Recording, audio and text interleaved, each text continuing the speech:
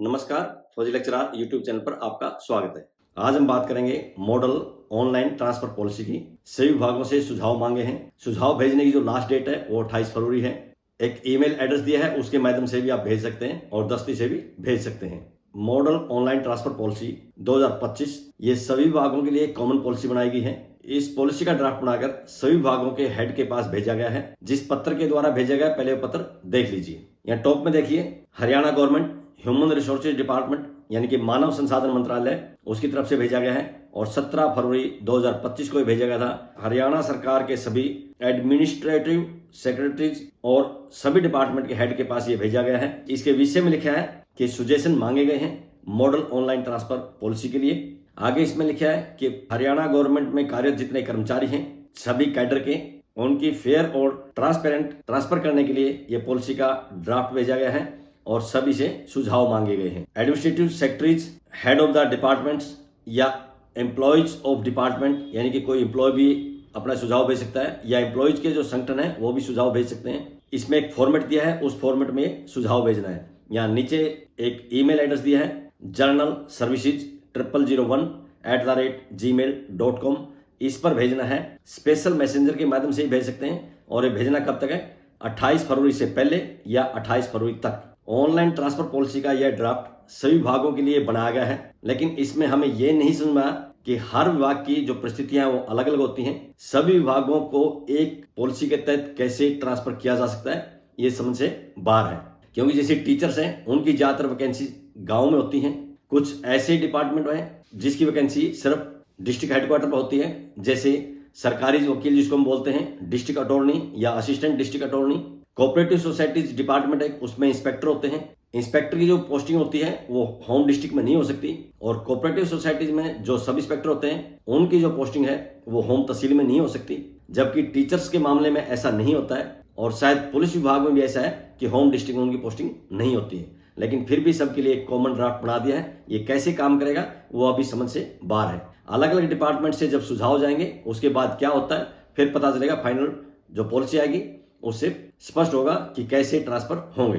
Teachers की online transfer करने के लिए वर्ष 2016 में एक पॉलिसी बनाई थी, जिसमें वर्ष 2017 में संशोधन किया था। वो पॉलिसी टीचर्स के लिए सबसे बेस्ट पॉलिसी थी, लेकिन उस पॉलिसी को बदल दिया गया और वर्ष 2023 में एक नई पॉलिसी बना दी थी जो टीचर्स के लिए सही नहीं थी। इससे पहले भी हमने एक वीडियो बनाई थी, ट्रांसफर पॉलिसी में संशोधन, सीधा स्कूल चुनने का ऑप्शन, जोन सिस्टम बरकरार। उस वीडियो में हमने टीचर्स की तरफ से सवाल उठाए गए थे और उम्मीद की थी कि शिक्षा विभाग उसमें संशोधन करेगा और टीचर्स को सीधा स्कूल चुनने का ऑप्शन देगा, जोन सिस्टम बरकरार रखेगा।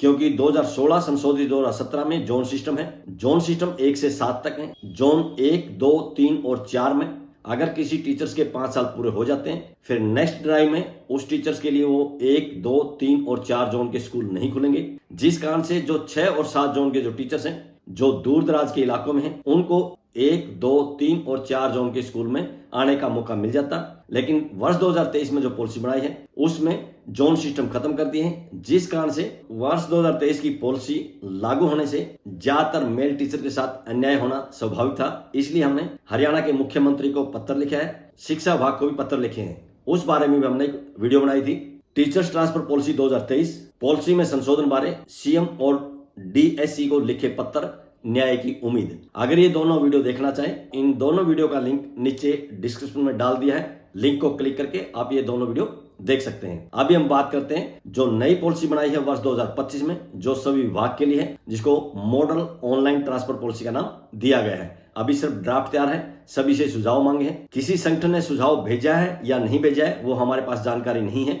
हम पॉलिसी पर बात करते हैं। सबसे पहले पॉलिसी का पहला पेज देख लीजिए। यहाँ टॉप में देखिए मॉडल ऑनलाइन ट्रांसफर पॉलिसी 2025 लिखा है, हरियाणा सरकार, और ये मानव संसाधन विभाग हरियाणा के द्वारा ये बनाया गया है। इसका पहले पॉइंट में दिया है विजन यानी कि दृष्टिकोण। इसका दृष्टिकोण क्या है? सरकारी कर्मचारियों के युक्तिसंगत और पारदर्शी वितरण को सुनिश्चित करना इसका मेन उद्देश्य है, जिससे प्रशासनिक अक्षमता अधिक हो और कर्मचारियों में नौकरी संतुष्टि बनी रहे। दूसरा पॉइंट में एप्लीकेशन लिखा है और दूसरा पॉइंट का जो पहला पॉइंट है उसके अनुसार यह नीति उन सभी कर्मचारियों पर लागू होगी जो किसी भी विभाग में नियमित रूप से कार्यरत है, जहां स्वीकृत कैडर संख्या 50 या उससे अधिक है। हालांकि इसके अंदर अखिल भारतीय सेवाएं जैसे आईएएस, आईपीएस और हरियाणा सिविल सेवा HCS और अलाइड जो सर्विसेज है उसको इससे बाहर रखा गया है। दूसरा पॉइंट के सब पॉइंट 2 में लिखा है, यदि किसी कैडर की स्वीकृत पद संख्या 50 से कम है तो जो सक्षम पदाधिकारी हैं वो इस नीति को लागू कर सकते हैं। तीसरा पॉइंट में लिखा है, किसी भी कैडर के सभी पद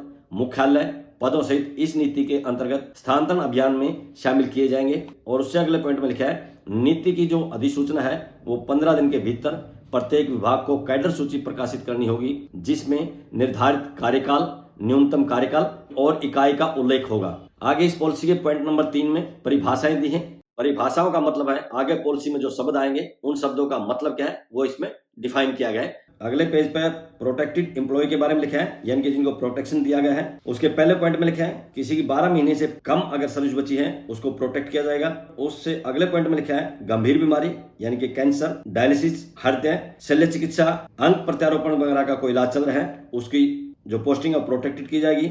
70% से अधिक अगर कोई विकलांगता है उसको प्रोटेक्ट किया गया है। और 10 वर्ष तक के छोटे बच्चे वाली विधवा महिला कर्मचारी को भी इसमें प्रोटेक्ट किया गया है। अगले पेज पे पॉइंट्स दिए गए हैं, ये पॉइंट्स देख लीजिए। इस पॉलिसी में सबसे ज्यादा जो अंक दिए गए हैं वो एज को दिए गए हैं। इसके बाद आगे जो अंक दिए गए हैं फीमेल को दिए गए हैं, फीमेल को 10 अंक हैं। उसके दूसरे पॉइंट में दिया है कोई स्पेशल कैटेगरी है, जैसे 40 वर्ष से ज्यादा कोई अनमैरिड वुमेन है या कोई विडो है, डाइवर्सी है यानी तलाकशुदा है, या कोई महिला कानूनी रूप से अलग हो चुकी है, उनको भी 10 अंक दिए गए हैं। तीसरे पॉइंट में फिर स्पेशल कैटेगरी मेल एम्प्लॉय के लिए दिया है। वो कौन मेल एम्प्लॉय है, यानी ऐसा मेल एम्प्लॉय जिसका तलाक हो चुका है, जिसने दोबारा शादी नहीं की है और उसके छोटे बच्चे हैं या अनमैरिड डॉटर है, उसको भी 10 अंक मिलेंगे।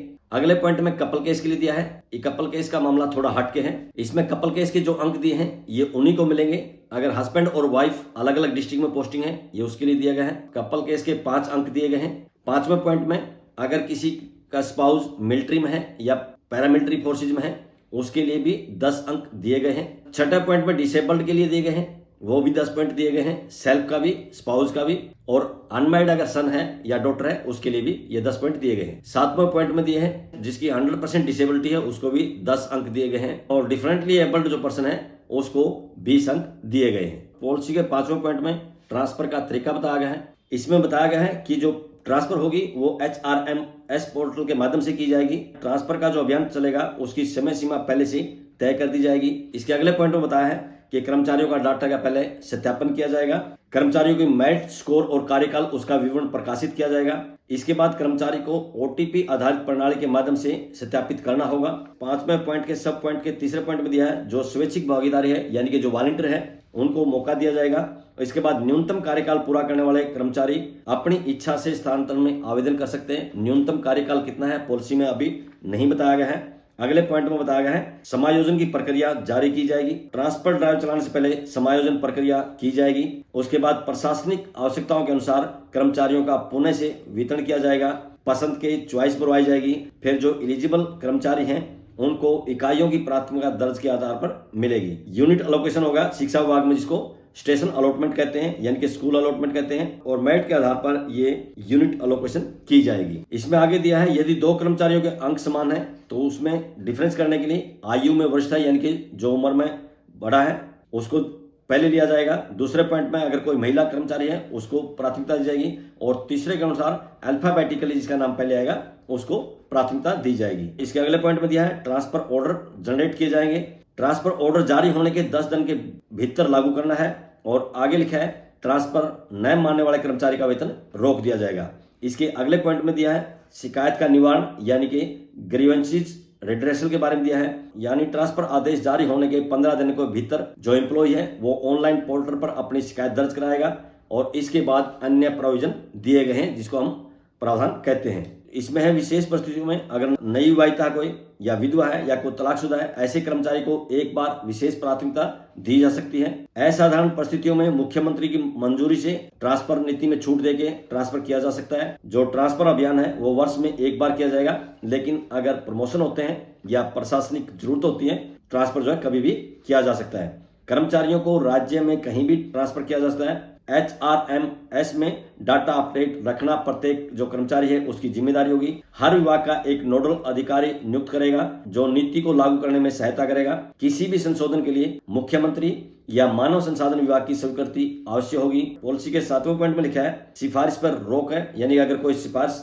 लाएगा उसके खिलाफ कार्रवाई की जा सकती है। कर्मचारी ने कोई भी एप्लीकेशन देनी है वो डिपार्टमेंट के माध्यम से देनी होगी, अन्य किसी माध्यम से अगर दी गई तो उसके खिलाफ कार्रवाई हो सकती है। पॉलिसी के 8वें पॉइंट में लिखा है अगर प्रमोशन होगा, सीधी भर्ती होगी, उसमें एक बार अपॉइंटमेंट दिए जाएंगे, बाद में ट्रांसफर पॉलिसी में शामिल हो जाएंगे। 9वें पॉइंट का इसका क्लैरिफिकेशन और इम्प्लीमेंटेशन दिया है और इस पॉलिसी में किसी भी संदेह या कठिनाई है उसको स्पष्ट करने के लिए उसका जो अधिकार है वो मानव संसाधन विभाग के पास रहेगा, उन्हीं के पास आपको लिखना पड़ेगा। और इसके 10वें पॉइंट में पॉलिसी में छूट देने की पावर्स के बारे में बताया है, वो सिर्फ मुख्यमंत्री के पास ही रहेगी। छूट के मामले में एक कंपोर्टेंट अथॉरिटी रहेगी, यानी कि सक्षम प्राधिकारी रहेगा और उसके लिए पहले से मुख्यमंत्री की अनुमति लेनी पड़ेगी, तभी आपको छूट मिल सकती है। नीचे डेट देख सकते हैं आप 17/2/2025 ड्राफ्ट की गई इस पॉलिसी में अगर कोई भी कर्मचारी या कोई भी कर्मचारी का संगठन सुझाव भेजना चाहता है उसमें अभी भी समय बचा है, क्योंकि 28 फरवरी तक आप सुझाव भेज सकते हैं। एक मेल आईडी दी है जिस पर आप अपने सुझाव भेज सकते हैं या स्पेशल मैसेंजर के माध्यम से भी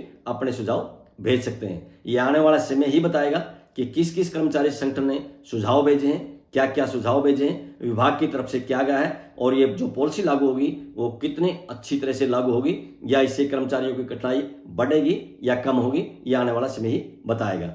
आज की इस वीडियो में बस इतना ही। वीडियो पसंद आई है तो लाइक कीजिए, दोस्तों के साथ शेयर कीजिए। इसी तरह की वीडियो देखने के लिए चैनल को सब्सक्राइब कीजिए। बहुत बहुत शुक्रिया, धन्यवाद, जय हिंद।